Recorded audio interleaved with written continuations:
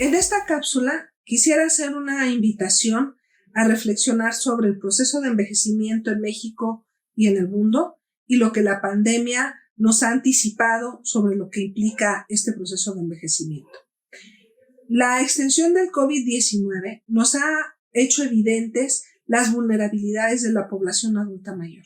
En primer lugar, porque es el mayor grupo de riesgo en términos de la mortalidad por COVID-19, pero también porque hemos visto que es el grupo más vulnerable a la saturación de los servicios de salud.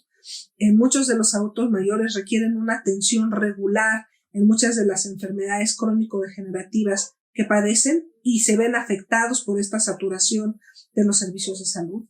También se ha hecho evidente el problema del cuidado de los adultos mayores. Hemos visto las crisis en algunos países de Europa por las casas de ancianos o los asilos que de repente tienen o una alta extensión de contagio o que de repente se ven obligados a desalojar.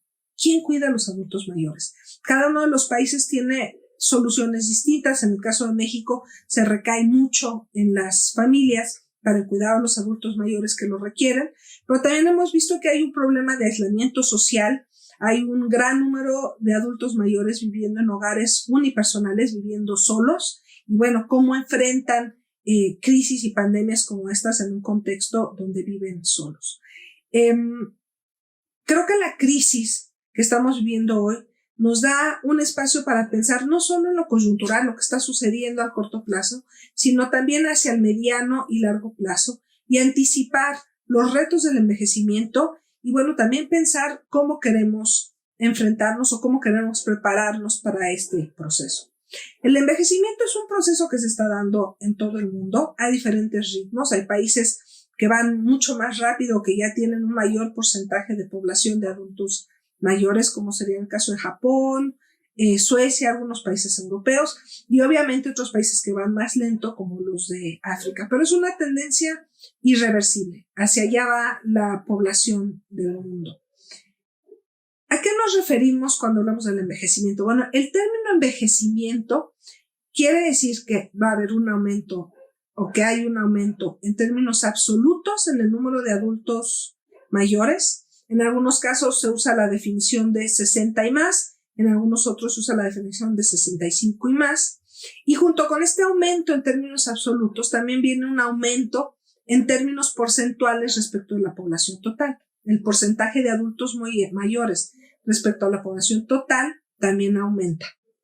El envejecimiento es resultado del éxito de las políticas de salud, de la tecnología médica, que ha permitido que aumente la esperanza de vida en México. Y este aumento en el porcentaje es que se ve combinado también con una baja en la fecundidad. De manera que, por un lado, la población más joven está creciendo más lentamente o ha dejado de crecer en algunos países y al mismo tiempo la de adultos mayores sigue creciendo muy rápidamente. Por eso aumenta también el peso relativo de los adultos mayores. México está pasando por una etapa de envejecimiento acelerado. No es algo nuevo, es algo que ya tiene más de una década sucediendo y creo que los datos nada más de lo que ha sucedido en este siglo ilustran muy bien el proceso. En el año 2000 había 7.2 millones de personas de 60 y más, representaban un poco más del 7% de la población. Al día de hoy, en 2020, o sea, en lo que ha sido el lapso de estos 20 años, la población de adultos mayores se duplicó, de manera que ahora hay más de 14.5 millones de habitantes de 60 y más y representa el 11%. Es el grupo de población que crece más rápidamente.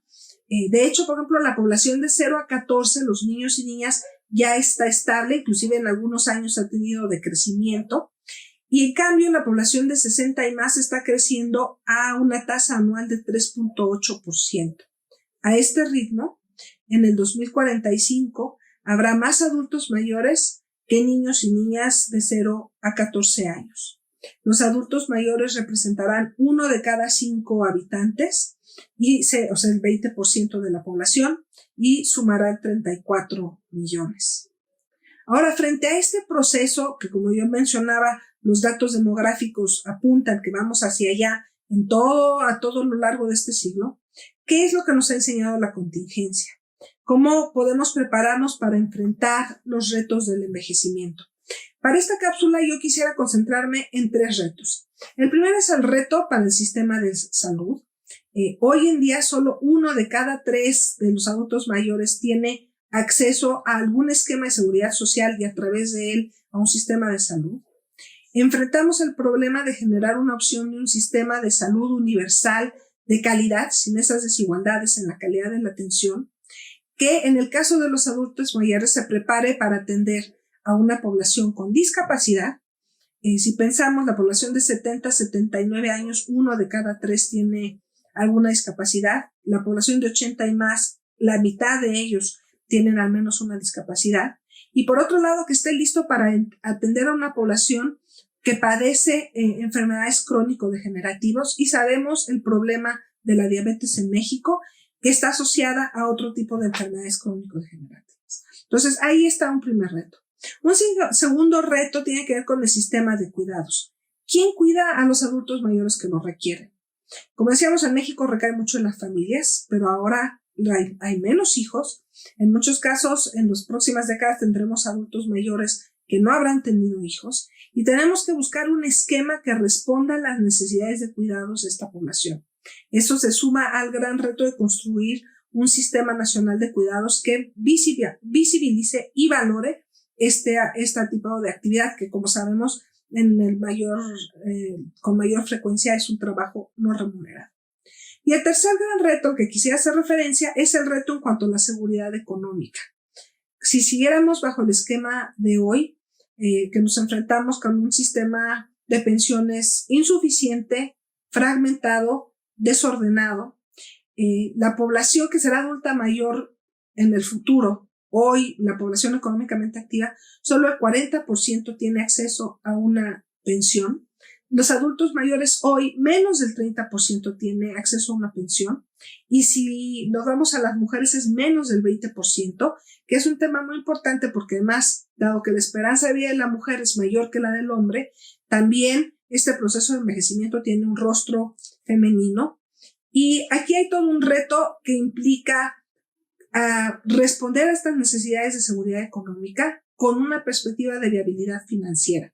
Sabemos que hay que hacer una revisión urgente de los sistemas de pensiones porque muchos de ellos no son financieramente viables, pero al mismo tiempo pensar en opciones como el ingreso básico o asegurar un ingreso mensual para los adultos mayores en un contexto de tan rápido crecimiento, pues implica un reto que requiere una consideración cuidadosa en términos de su viabilidad económica.